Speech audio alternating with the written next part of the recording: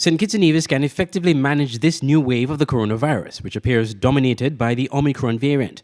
That's the view of former Chief Medical Officer Dr Patrick Martin in an interview with SK Newsline on Wednesday. We should always keep our eyes on the ball, but we must not panic. Panic is mentally and physically paralyzing. It will not get us anywhere. We will get over this.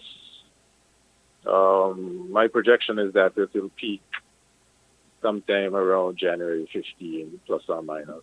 Just that's based on what's happening in South Africa, where it has already peaked after 4 weeks without any increased burden on their hospitals. In the United Kingdom, studies are also showing that the hospitalization rate has not been overburdened. So, we went through Delta, so we should expect that during Omicron, hospitalization and, heaven forbid, deaths will be much less. In some studies, 1/3 of what happened during Delta.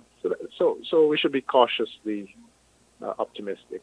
Dr. Martin believes St. Kitts and Nevis, despite the spike in cases, should avoid any increase in hospitalization because, in part, to the high vaccination rate in the Federation. But the bottom line in vaccinations is to keep you out of hospital, and the vaccinations continue to work quite well in that regard.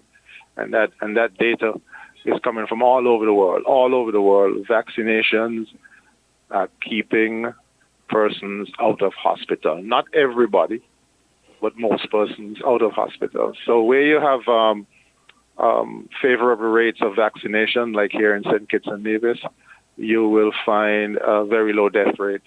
At the time of this report, St. Kitts and Nevis had 643 active cases of COVID-19 and 156 new cases over the previous 24 hours.